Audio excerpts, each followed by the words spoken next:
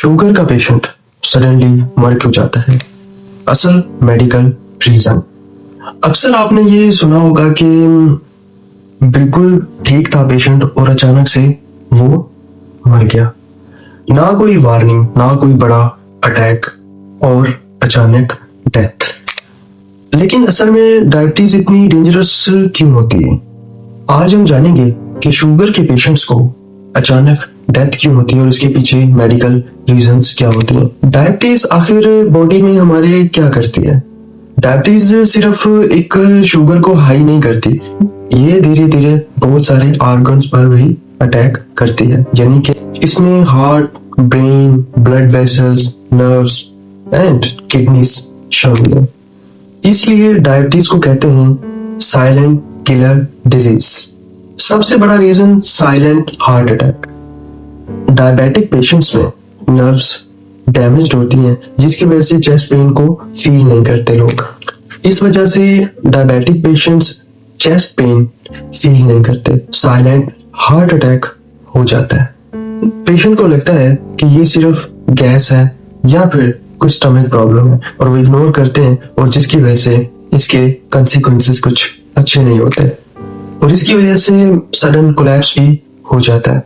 Sugar suddenly लो हो जाना, कभी कभी इंसुलिन या मेडिसिन बहुत ही ज्यादा हो जाना, या फिर पेशेंट का खाना स्किप कर देना। तो इसका हल मैं आपको बताऊंगा, कुछ ऐसे सिम्टम्स बताऊंगा जिसकी वजह से आप ये जान सकेंगे कि पेशेंट का शुगर इस टाइम पे लो है। इन पेशेंट्स में स्वेटिंग यानी कि पसीने आना, अनकॉन्शियसनेस यानी कि एकदम बेहोश हो जाना, और सीजर्स यानी कि मिर्गी के दौरे और कंफ्यूजन होना।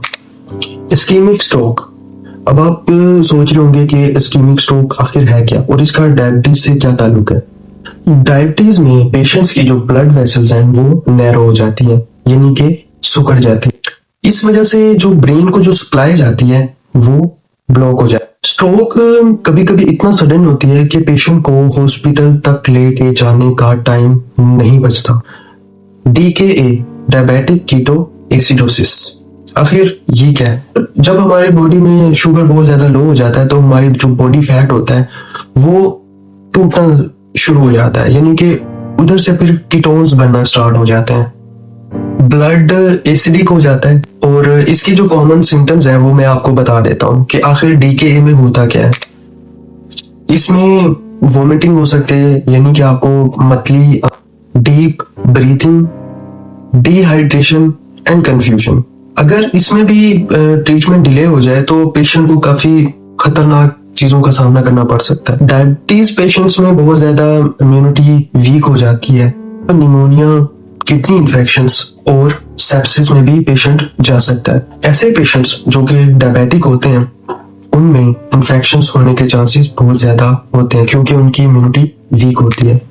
अब आप ये सोच रहे होंगे कि मैंने इतना सब कुछ बताया है, यानी कि पेशेंट को हार्ट अटैक भी हो सकता है, पेशेंट को इस्कीमिक स्ट्रोक भी हो सकता है और उसके बाद वो पेशेंट कोमा में भी जा सकता है, सेप्सिस हो सकता है, शुगर लो होने की वजह से वो DKA में भी जा सकता है, यानी कि डायबिटिक कीटो एसिडोसिस।